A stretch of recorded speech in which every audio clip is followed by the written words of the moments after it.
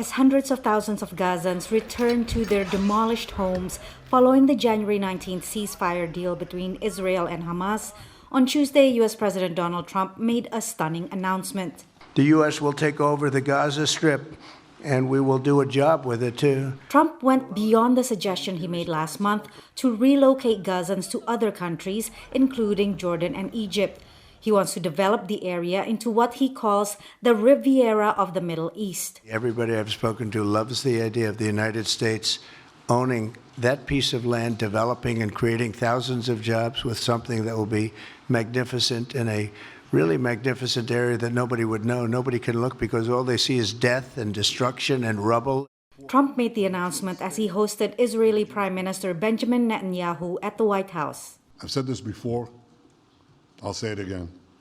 You are the greatest friend Israel has ever had in the White House. Trump did not share details on how he plans to exert control over Gaza, an area ravaged by 15 months of war. He did not rule out sending U.S. troops.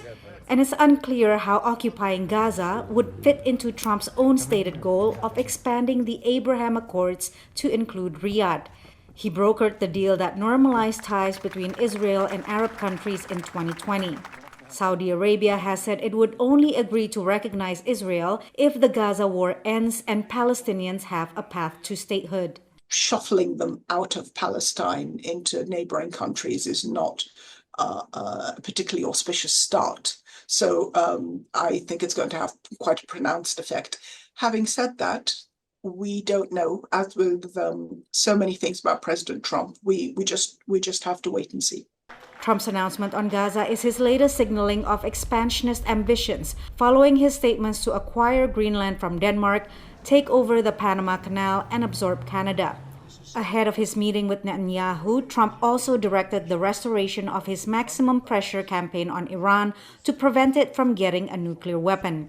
He also ended support for the UN agency that helps Palestinian refugees and withdrew the U.S. from the UN Human Rights Council, which he says is anti-Semitic. Patsy Widakuswara, VOA News, Washington.